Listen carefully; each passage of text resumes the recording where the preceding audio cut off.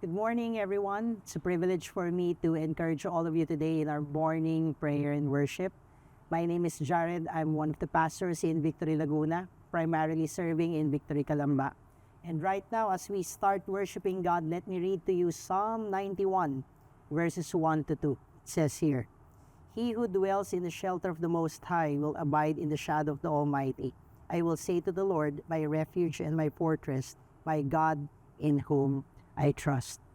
I know that in this season na meron tayo ngayon, there's so much uncertainty, ang daming mga pinagdadaanan ng mga tao with the gas prices increasing and a great uncertainty of the future, kung ano mangyayari.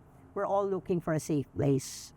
And I want you to realize that based on this verse, sabi sa salita ng Panginoon, our safe place is not really a place but a person. So I pray that as we worship God right now, we will experience His presence wherever you are. So let's pray. Lord, thank you that as your sons and daughters, we get to worship you. And thank you that you are our fortress, you are our safe refuge. And Lord, in you, we can find our safe place. So today, Lord, we worship you. This we pray in Jesus' name. Amen.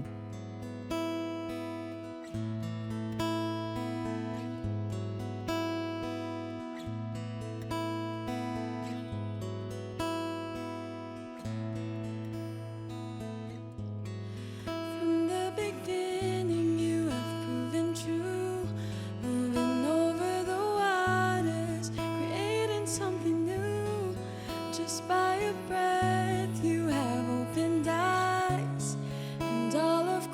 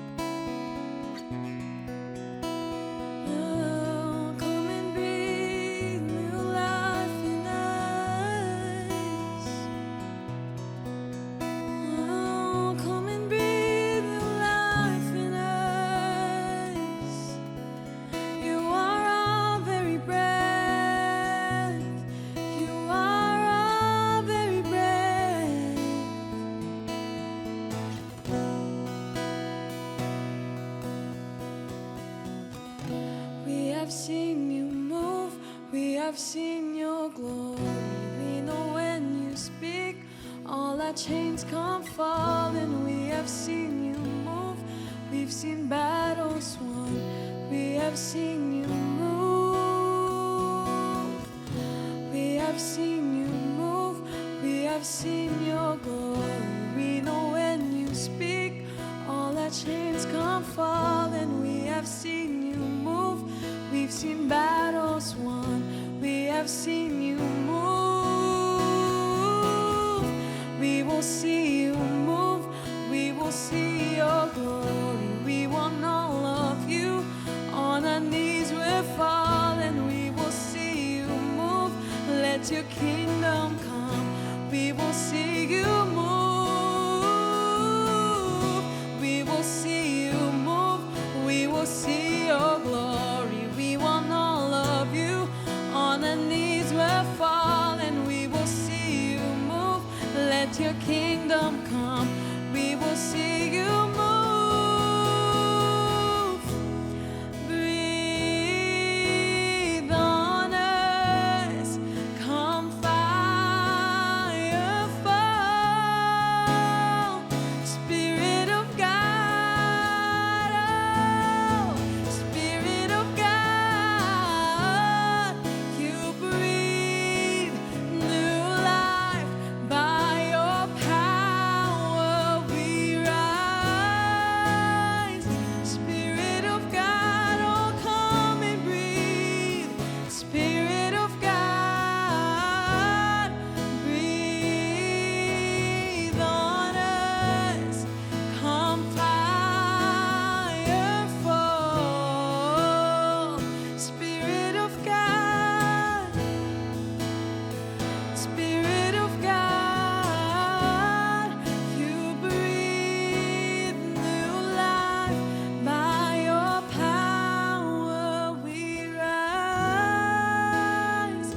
Spirit of God, you breathe new life in us.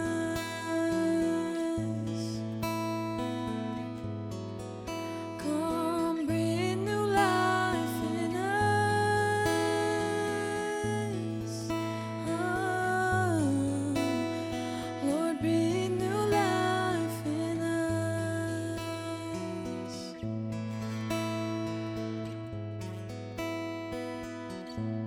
Again, good morning, everyone, and what a great time to worship God. But right now, we will proceed to the reading of the Holy Word of God. In 1 Corinthians chapter 15, verses 17 to 20, it says here, "And if Christ has not been raised, your faith is futile, and you are still in your sins. Then those who have fallen asleep in Christ have perished." If in Christ we have hope in this life only, we are of all people most to be pitied. But in fact, Christ has been raised from the dead, the first fruits of those who have fallen asleep. This is the holy word of our God. Let's pray for a moment. Lord, thank you for your words. Speak to your people in Jesus' name. Amen. Amen. So last Sunday, we have celebrated Easter, or sa atin, Resurrection Sunday. And as I was preparing for the message, I came across a quotation na sinabi ni Jaroslav Pelikan, church historian, and he said this towards the end of his life. He said, "If Christ is risen, nothing else matters. And if Christ is not risen, nothing else matters." And if you think about it, parang redundant yung sinabi niya. But as I ponder upon that quotation, I realized it's the very heart of Paul's argument in 1 Corinthians 15, that everything in the Christian life is tied to whether Christ is raised or not. If Christ is not raised, then Christianity collapses. But if Christ is raised, then everything changes. So today we're going to look at, what if Christ is not risen? Unang-una, if Christ is not risen, then our faith is futile. According to verse 17, it says there, "If Christ has not been raised, your faith is futile and you are still in your sins." You see, our faith, if Christ is not risen, is not just weak, it's futile. That means your prayers would not rise to a living Savior. Your worship will be directed to a dead man. Your confidence in the salvation rests on a false claim. If Jesus did not rise, then Christianity becomes nothing more than emotional comfort.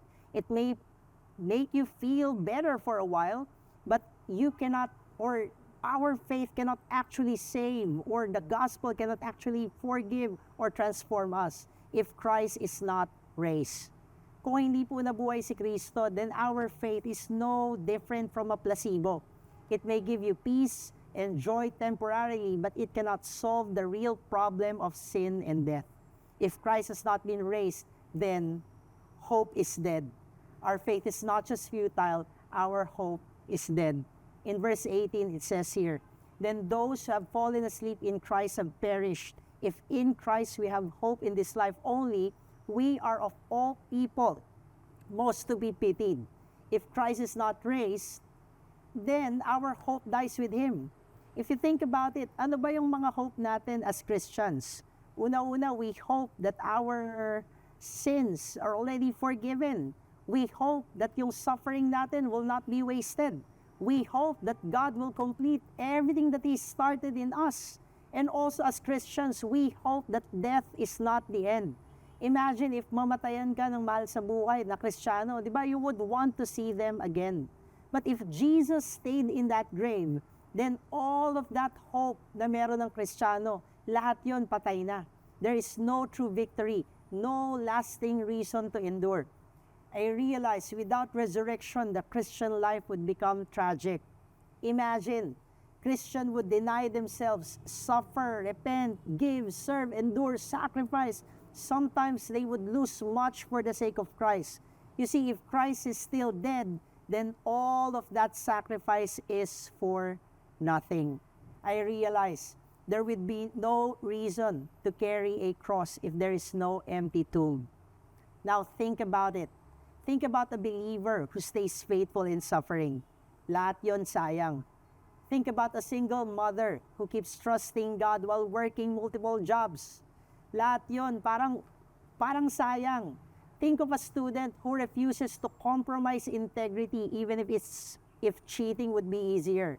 Lahat yung conviction na yon sayang. Think about an employee who chooses honesty and loses a promotion over it.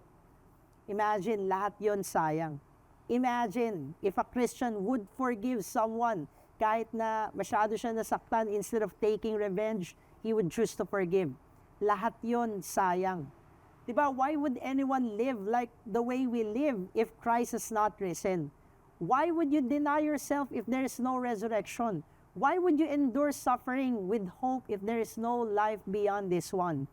And the worst part, if Christ has not been raised, then death has the final say.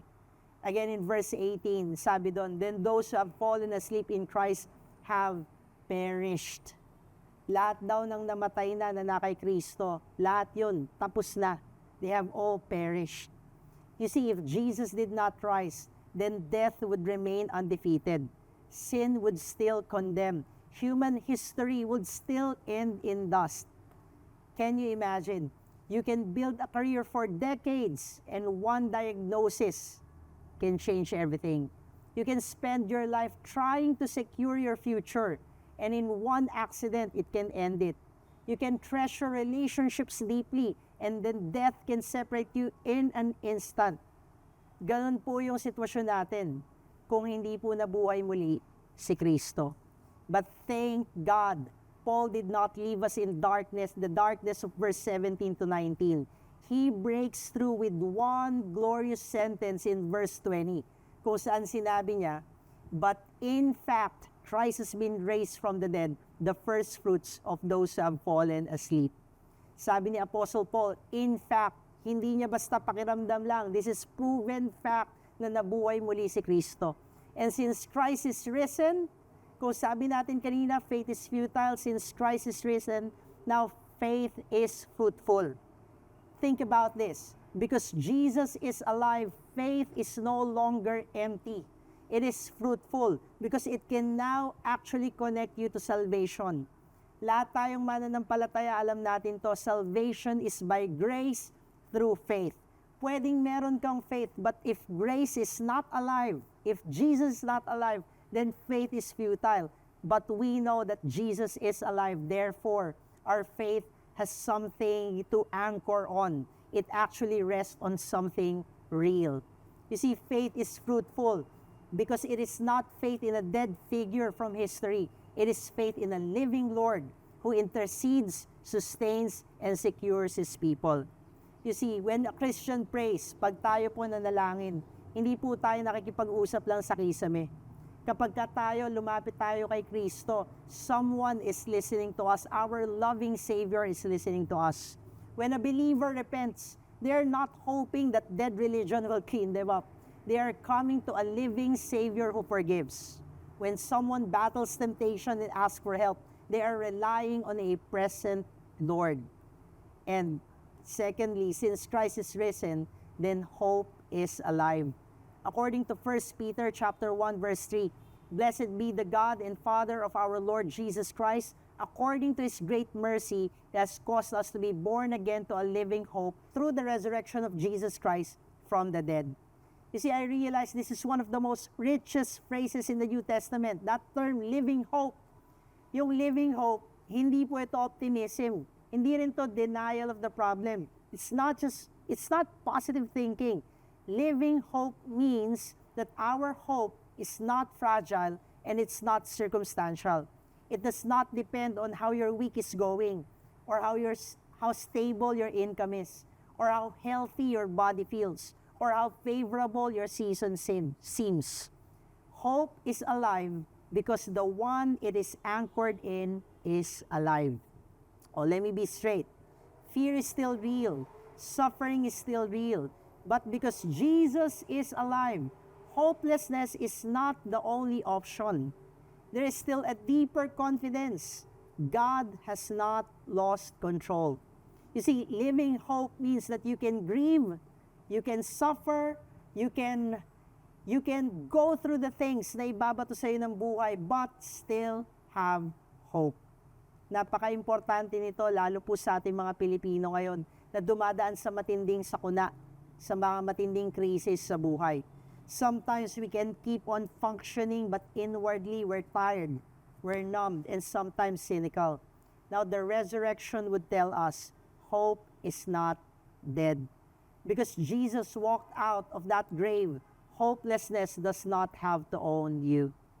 And as I end, you see, because Jesus rose from the dead, death does not get the last word. Sin does not get the last word. Suffering does not get the last word. Evil does not get the last word. Jesus does. And Jesus having the final say, that would change everything.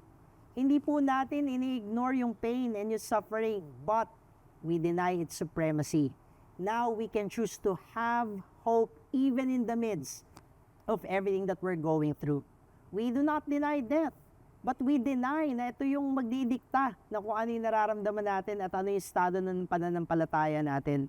You see, because Jesus is alive, the final word over a Christian is not lost, not ruined, not condemned, or dead.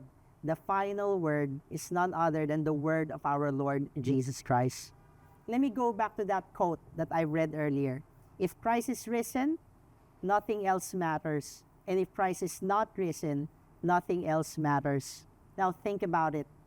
Since Christ has already risen, then nothing in this world has ultimate weight. And with that mindset, with the resurrection framing not just the way we think, but the way we live our life, we can now live a life fully surrendered to our risen Lord. That's the hope that we have. Amen? Let's just pray for a moment. Lord, we are grateful that because you have risen from the dead, Lord, we can put our hope in someone that is stable. We are sure that whenever we pray, whenever we ask for help, whenever we talk to you, you are there, you are listening, you are a God who loves us. Lord, lahat ng pinaniniwalaan namin, hindi po ito basta worldview lang. No, we have a relationship with the living God. And this strengthens our faith. This gives us hope. And Lord, because of this, we can face anything that life throws at us. So Lord, I pray that this morning you would fill our heart with so much faith and so much hope as we encounter you more and more today. Thank you, God, for your goodness. In Jesus' name we pray. Amen. Amen. Let's take this time to worship God once again.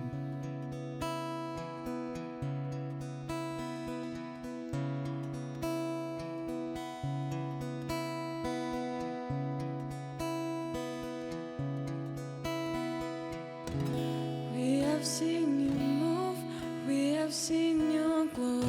We know when you speak, all our chains come falling. We have seen you move, we've seen battles won. We have seen you move, we have seen you move, we have seen your glory. We know when you speak, all our chains come falling. We have seen you move, we've seen battles won.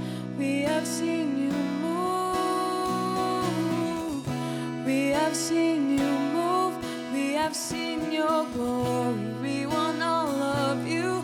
On our knees we're falling. We have seen you move, we've seen battles won. We have seen you move. We will see you move. We will see your glory. We want all of you. On our knees we're falling. We will see you move. Let your kingdom come. We will see you move. We will see you move. We will see your glory. We want all of you. On our knees we're falling. We will see you move. Let your kingdom come. We will see you move. Breathe on us. Come fire fall. Spirit of God. Spirit of God. You breathe new life. By your power we rise. Spirit of God. Spirit of God. Breathe on us. Come fire fall. Spirit of God, come and dwell in us. Spirit of God, you breathe new life. By your power we rise. Spirit of God, you breathe new life in us.